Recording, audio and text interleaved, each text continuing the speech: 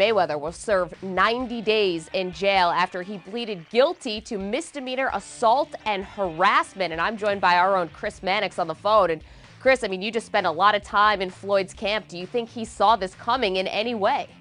No, I don't think he or members of the team saw this coming at all. And I think all along they believed that they would get off without any sort of meaningful punishment. When I say meaningful, I mean jail time. And having to serve 90 days, a pretty significant development. The attorney for the state, argued that Mayweather has done stuff in the past he's gotten away with, and you have to wonder if the judge took that into account when she was issuing her ruling. So this is a significant development in Mayweather's case, and I don't think one that anyone in his camp saw coming at all. Chris, not to take away from the seriousness of this, obviously Floyd is going to be going to jail, but what does this mean for his career? He has a date booked May 5th at the MGM Grand. Still no opponent, though. What happens now?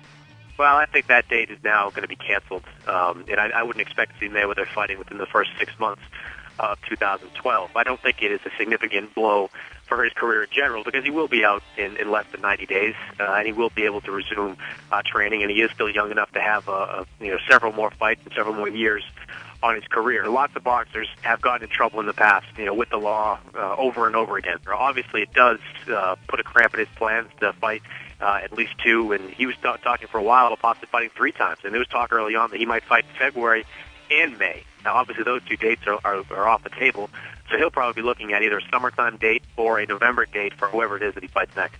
Chris, I know this is a well-worn path, and for people who follow boxing, you're probably sick of this question, but what does this do to the possibility that Floyd could fight or will ever fight Manny Pacquiao? How much does this put that in jeopardy?